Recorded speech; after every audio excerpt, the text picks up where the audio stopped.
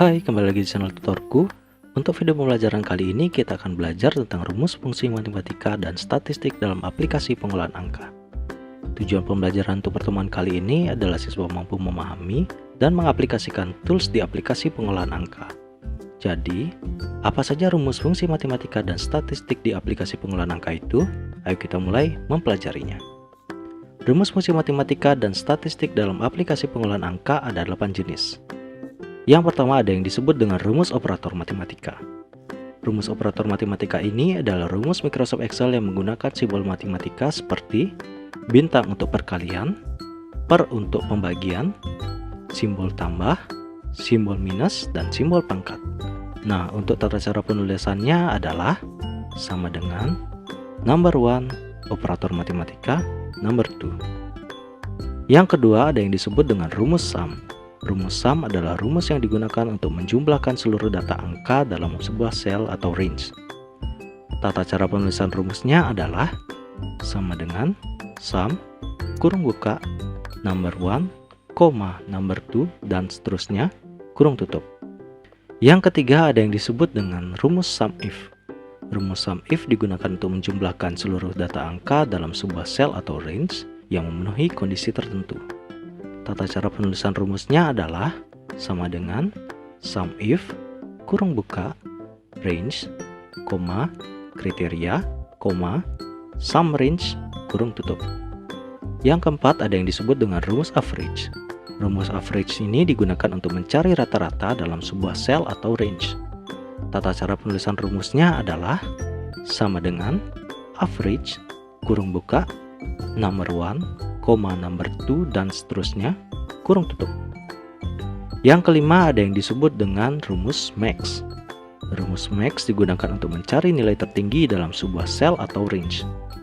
Tata cara penulisannya adalah sama dengan max, kurung buka, number 1, number 2, dan seterusnya, kurung tutup. Yang keenam ada yang disebut dengan rumus min. Rumus min digunakan untuk mencari nilai terendah dalam sebuah sel atau range. Tata cara penulisannya adalah sama dengan min, kurung buka, number 1, number 2, dan seterusnya, kurung tutup. Yang ketujuh ada yang disebut dengan rumus count. Rumus count ini digunakan untuk mencari berapa banyak data dalam sebuah sel atau range. Tata cara penulisan rumusnya adalah sama dengan count, kurung buka, number 1, number 2, dan seterusnya, kurung tutup. Yang kedelapan ada yang disebut dengan rumus count if. Nah, rumus count if ini digunakan untuk mencari berapa banyak data dalam sebuah sel atau range yang memenuhi kondisi tertentu. Tata cara penulisan rumusnya adalah sama dengan count if, kurung buka, range, kriteria. Nah, agar kalian lebih mengerti kapan menggunakan rumus-rumus tersebut, ayo langsung aja kita cek tutorialnya. Nah, di sini ada sebuah soal di mana tugas kita adalah untuk mengisi sel-sel yang kosong ini. Nah, jadi di soal ini terdapat beberapa nilai dari 4 orang siswa di sini. Jadi masing-masing siswa memiliki 3 nilai. Yang pertama ada nilai matematika, yang kedua ada nilai bahasa Indonesia, dan yang terakhir ada nilai bahasa Inggris. Nah, jadi hal pertama yang kita lakukan adalah untuk mencari sel ini. Jadi sel total nilai kita cari. Caranya adalah kita bisa menggunakan rumus operator matematika ataupun rumus sum. Jadi jika kita menggunakan operator matematika berarti kita menjumlahkan ketiga sel ini. Ya, kalau yang di bawahnya berarti kita menjumlahkan ketiga sel ini juga. Nah, jadi kalau kita menggunakan rumus operator matematika, maka dari itu kita inputkan rumus yaitu sama dengan, setelah itu kita pilih sel yang pertama yaitu sel D6. Setelah itu kita isikan atau ketikkan operator matematika yang kita perlukan. Jadi kalau di sini karena ini adalah total nilai, maka dari itu kita ketik tanda tambah. Setelah itu nilai yang kedua, setelah itu tanda tambah, setelah itu nilai yang ketiga. Nah, jadi rumus pertama, rumus total nilai pada data yang pertama yaitu adalah sama dengan D6 ditambah E6 ditambah F6. Jadi ketika sudah selesai kita tinggal enter saja. Nah, jadi total nilai yang pertama adalah 240. Untuk sel-sel di bawahnya atau untuk total nilai yang di bawahnya, kita tidak perlu mengetikkan ulang. Jadi kita tinggal klik di sel total nilai yang pertama, yaitu sel di G6. Satu kita tinggal taruh kursornya di pojok kanan bawah dari sel tersebut hingga dia kursornya menjadi tanda tambah yang berwarna hitam. Satu kita tarik ke bawah atau drag ke bawah, maka dia akan langsung muncul sesuai dengan data di sampingnya. Jadi karena di sini adalah G7, maka dari itu rumusnya akan berubah menjadi D7 ditambah E7 ditambah F7 dan seterusnya. Nah, jadi tugas kita yang pertama kita sudah selesaikan. Jadi yang selanjutnya kita akan masuk ke jumlah seluruh total nilai. Jadi karena di sini jumlah seluruh total nilai, kita bisa menggunakan operator matematika ataupun kita bisa menggunakan rumus sum. Namun di sini karena nilainya banyak, nilainya lebih dari 2, dari itu agar lebih praktis kita akan menggunakan rumus fungsi sum. Jadi caranya adalah sama dengan sum dalam kurung. Nah, nomor 1 dan nomor 2 ini kita tarik atau kita blok sel-sel yang akan kita jumlahkan. Jadi kalau di sini sesuai dengan tulisan di sini adalah jumlah seluruh total nilai, maka dari itu total nilainya kita blok. Jadi seperti ini. Nanti munculnya adalah G6, range dari G6 sampai G9. Jadi seluruh yang kita blok ini yang akan kita jumlahkan. Itu kurung tutup, setelah itu di enter. Maka hasilnya adalah 962. Jadi lebih praktis jika kita menggunakan rumus-rumus yang ada di Microsoft Excel dibandingkan kita ketik dari awal atau kita cari menggunakan kalkulator. Jadi lebih praktis jika kita menggunakan rumus yang ada di Microsoft Excel. Nah, yang selanjutnya kita akan mencari jumlah total nilai siswa dengan jenis kelamin laki-laki. Jadi hampir sama seperti seperti tugas yang kedua. Jadi kalau yang tugas yang kedua kan kita perlu mencari jumlah seluruh total nilai, sedangkan yang di tugas yang ketiga kita hanya perlu untuk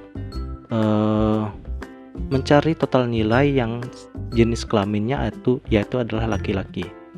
Maka dari itu yang dijumlahkan adalah ini dan ini. Nah, jika ini datanya adalah 4 buah data saja. Jika kita memiliki 100 buah data, kan kita nggak mungkin akan menjumlahkannya satu persatu. Maka dari itu, karena di sini ada sebuah kondisinya adalah jenis kelamin laki-laki, maka dari itu kita perlu menggunakan rumus yang bernama rumus sum if. Jadi kalau sum itu cuma menjumlahkan saja, sedangkan kalau sum if itu ada kondisinya. Jadi kondisinya adalah jenis kelamin laki-laki. Dari itu yang dijumlahkan adalah ini dan ini saja. Jadi rumusnya atau tutorialnya adalah sama dengan sum if satu kurung buka. Nah, di sini ringnya ini adalah di kriterianya. Jadi kriteria di sini adalah jenis kelamin laki-laki. Maka dari itu yang kita blok adalah yang sebelah sini. Jadi di mana kriteria tersebut muncul, di sanalah kita blok untuk ring. Selanjutnya setelah ring ada yang disebut dengan kriteria. Ingat, sebelum kita mengetikkan kriteria kita perlu ketikkan tanda koma atau titik koma. Jadi tergantung di sini. Kalau di sini tulisnya adalah titik koma, maka kita ketikkan titik koma. Jadi kalau koma berarti kita ketikkan koma. Sebenarnya kriteria ini adalah laki-laki ini. Nah, laki-lakinya ini di sini kan tidak ada tulisan laki-laki, tapi adanya L dan P saja. Maka dari itu kita ketikkan L. Nah, karena L ini adalah sebuah teks, maka dari itu kita perlu tanda petik yang mengapit teks tersebut. Jadi caranya adalah kita ketik tanda petik, setelah itu kita ketik L, tanda petik lagi. Nah, jadi ini adalah kriterianya. Jadi yang pertama ringnya adalah ini, ini. Setelah itu kriteria itu adalah laki-laki ini. Kondisinya. Jadi kondisinya itu adalah jika jenis kelaminnya laki-laki. Maka dari itu kita ketikkan L. Nah, jika sudah, kita koma lagi. Selanjutnya kita masuk ke summing. Jadi summing ini adalah yang akan kita jumlahkan. Karena di sini jumlah total nilai. Jadi jumlah total nilainya itu berarti yang di blok itu adalah yang ini. Nah, jadi summing itu sudah diisikan, yaitu ring dari G6 sampai G9. Kalau sudah, kita berikan tanda kurung tutup. Nah, jika sudah, kita tinggal pencet enter. Nah, maka dari itu yang dijumlahkan adalah bagian ini dan ini saja. Nah, selanjutnya ada yang disebut dengan total nilai maksimal.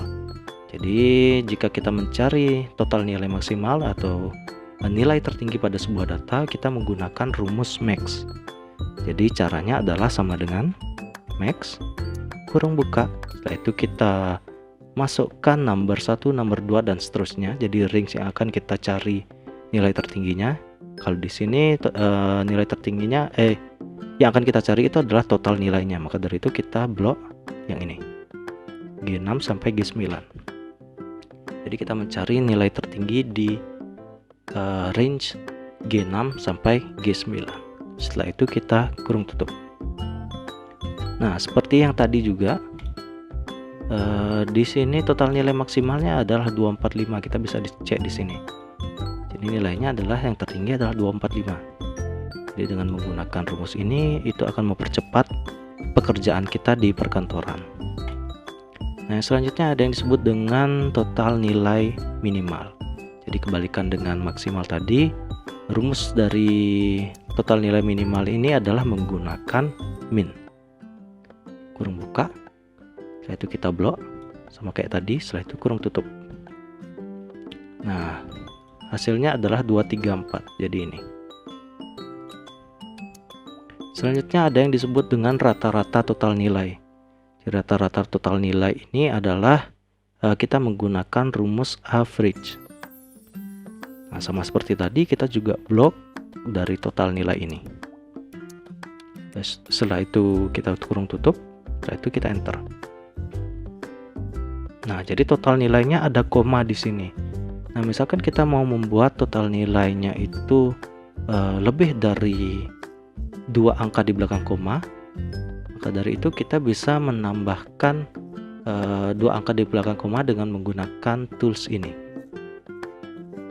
Nah, jadi ini toolsnya. Kalau misalnya kita mau buat lebih dari 2 angka di belakang koma. Nah, tugasnya selanjutnya adalah banyak siswa. Kita mencari banyak siswa. Di sini nilainya adalah atau banyak siswanya adalah 4. Kalau misalkan kita dengan data seperti ini, kita bisa menghitungnya dengan jari ya. Jadi kalau misalkan datanya sampai 100 data, kita nggak mungkin mengeceknya satu persatu, apalagi kalau tidak ada nomor di sampingnya. Nah, caranya adalah menggunakan rumus aplikasi pengolahan angka, yaitu rumus count. Jadi caranya adalah sama dengan, setelah itu kita ketikkan count, setelah itu kurung tutup. Nah, setelah itu baru kita blok data yang mana akan kita hitung banyaknya. Jadi kita blok di sini, setelah itu kurung tutup, setelah itu di enter. Nah, perhatikan di sini bedanya count dengan sum. Jadi kalau count itu adalah menghitung banyak data, jadi berapa ada data di dalam sebuah tabel, sedangkan sum itu adalah menjumlahkannya. Jadi kalau di sini banyak siswanya atau kita milih menggunakan count, jawabannya adalah 4. Nah, selanjutnya bagaimana kalau kita mau menghitung cuma jenis kelamin perempuannya saja. Jadi kalau kita mau menghitung jenis banyak siswa dengan jenis kelamin perempuan saja, kita bisa menggunakan rumus count if. Jadi caranya adalah sama dengan, setelah itu count if, setelah itu kurung buka. Nah, kurung buka kita diminta untuk memasukkan range-nya. Jadi range-nya adalah yang ini. Dan ini kita blok ya. Jadi sesuai sama seperti tadi, range-nya itu adalah di mana ada tulisan perempuannya. Kalau perempuannya ini, datanya ini kan kita dapat yang di jenis kelamin. Maka dari itu kita blok yang ini. Nah, setelah range ada yang disebut dengan kriteria. Jadi kriteria ini sama seperti sum tadi, kita perlu menuliskan kondisinya. Jadi kondisinya jika P maka dia akan dihitung, yaitu kurung tutup. Nah, setelah ini kita enter. Maka akan tampil jawaban 2. Jadi sebenarnya di jawabannya ini itu bukan dalam bentuk angka, tapi dalam bentuk rumus. Nah, seperti ini. Jadi ketika kita klik 2 kali, dia akan muncul rumusnya. Nah, kalau misalkan kita ubah di sini, perhatikan di banyak siswa jenis kelamin perempuan ya. Jadi kalau misalkan di sini kita ubah menjadi L, dia akan secara otomatis terupdate di bagian sini. Nah, seperti itu. Maka dari itu akan mempermudah misalkan kita mengubah di sini, ini tidak perlu kita ubah lagi. Jadi seperti itu. Nah, sekian materi untuk video kali ini dan sampai jumpa di video berikutnya. Remain curious and keep learning.